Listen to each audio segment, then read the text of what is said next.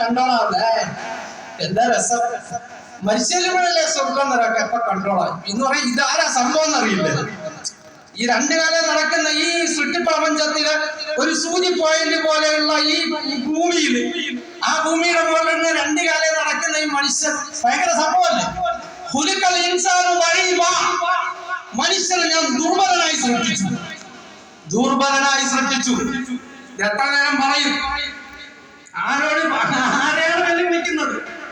പടച്ചോനോട് ചോദ്യം ചോദിക്കുക, പടച്ചോൻ അങ്ങനെ എന്താ ചെയ്തത്, പ്രവാചകൻ അങ്ങനെ എന്താ ചെയ്തത്, എന്താ അവകാശമാണ് ചോദിക്കുന്നത്? നീ ആരാ? നിങ്ങൾ നിങ്ങളുടെ നഫ്സിലേക്കൊന്ന് നോക്ക് മനുഷ്യ. അപ്പൊ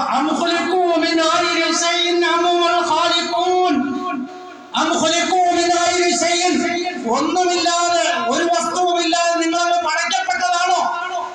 നിങ്ങൾ അങ്ങനെ പടയ്ക്കപ്പെട്ടതാണോ? നിങ്ങൾക്ക് മുമ്പ് കുറച്ച് മുമ്പോട്ട് പോകേണ്ട നിങ്ങളില്ലാത്തൊരു കാലം, നിങ്ങളുടെ പിതാക്കളില്ലാത്തൊരു കാലം, മനുഷ്യനില്ലാത്തൊരു കാലം, ഈ പ്രപഞ്ചമില്ലാത്തൊരു കാലം, ഇതിനെല്ലാം എത്ര കൃത്യവും വ്യവസ്ഥാപിതവുമായി റബ്ബ് സൃഷ്ടിച്ചതാണ്. ഓരോന്ന് ഒരു മണൽത്തരി മുതൽ അങ്ങേയറ്റത്തെ ഇലാഹി വരെ ചിന്തിക്കുന്ന മനുഷ്യരറിയാം എത്ര വ്യവസ്ഥാപിതമാണ് അല്ലാഹുവിന്റെ സൃഷ്ടിപ്പ്. വേറെ ആരെങ്കിലും പറഞ്ഞോ ഞങ്ങളായിരുന്നു സൃഷ്ടിച്ചത്? അതിനകത്ത് എപ്പോഴും ഒരു മനുഷ്യൻ വന്ന് മരിച്ചുപോയി അവനെ റബ്ബാക്കുക, അതിനകത്ത് എപ്പോഴും ഒരു പുരുഷൻ വന്ന് മരണപ്പെട്ടു പോയാൽ അദ്ദേഹം രക്ഷിക്കുമെന്ന് വിശ്വസിക്കുക.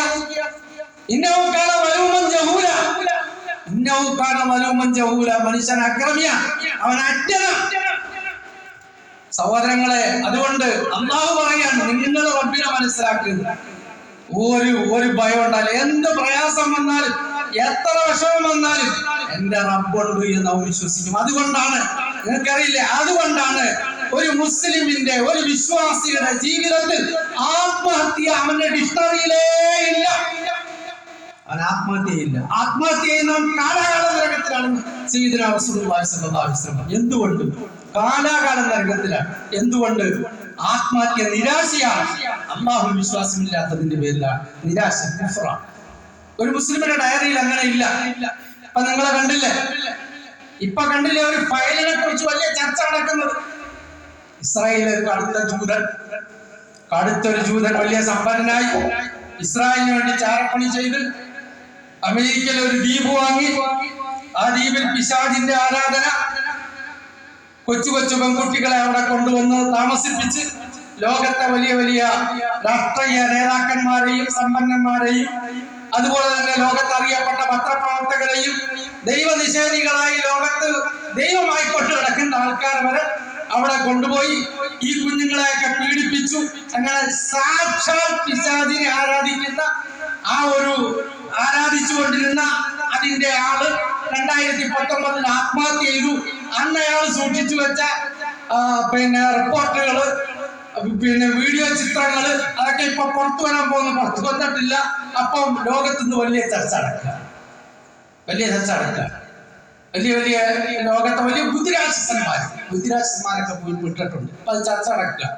പലരുടെയും പേരിൽ AI ഉപയോഗിച്ച് വ്യാജ വാർത്തയൊക്കെ ഉണ്ടാക്കി വിടുന്നുണ്ട്. അതുകൊണ്ട് ഇന്നയാളൊന്നും പറയാനായിട്ടില്ല. അതിപ്പോ വലിയ ചർച്ചയാണ് ലോകത്ത്. ആരാണ് പിശാചിനെ സേവിക്കുന്നത്? ഇന്ന് ശൈത്താനെ സേവിക്കാറുണ്ട്. ഖുർആൻ അല്ലാഹു തആല പറഞ്ഞ ആയത്ത്, ഖുർആൻ പല സ്ഥലത്ത് പറഞ്ഞു, അല്ലാ തഅബുദു ശൈത്താന, നിങ്ങൾ പിശാചിനെ ആരാധിക്കരുത് എന്ന് പറയുമ്പോൾ നമ്മളൊക്കെ വിചാരിച്ചത് പിശാചിനെ വഴിപ്പെടരുത്, അനുസരിക്കരുത്. അങ്ങനെയല്ല. ഇന്ന് സാത്താനെ തന്നെ ആരാധിക്കുന്നവർ, ശൈത്താനെ പൂജിക്കുന്നവർ, അതിന്റെ ബാക്കി പത്രമാണ് നമ്മളിപ്പോ ഈ കാണുന്ന ഈ ബഹളങ്ങളില്ലേ, ഈ കള്ളും കഞ്ചാവും, ഈ പെൺപിള്ളാരെ ആൺകുട്ടികളുടെ അഴിഞ്ഞാട്ടവും, സോഷ്യൽ മീഡിയയിലൂടെ വ്യാപിപ്പിക്കുന്ന അശ്ലീലതകളും, വ്യഭിചാരം ഹലാലാക്കലും, ഇതൊക്കെ പിശാചിന്റെ സേവയുടെ ആൾക്കാർ ലോകത്ത് പ്രചരിപ്പിക്കുന്ന കാര്യങ്ങളാണ്. പെണ്ണുങ്ങളോട് പറയാൻ ഐക്യരാഷ്ട്രസഭ, നിങ്ങൾക്ക് എന്തെങ്കിലും വിഷമമുണ്ട് റോഡിൽ ഇറങ്ങിക്കോ, അങ്ങനെ തീർന്നോളും നിങ്ങളുടെ ജീവിതം. സഹോദരങ്ങളെ, അല്ലാഹു തആല ഒരു നിയമം തന്നിട്ടുണ്ടെങ്കിൽ നമ്മുടെ കാലാകാല രക്ഷ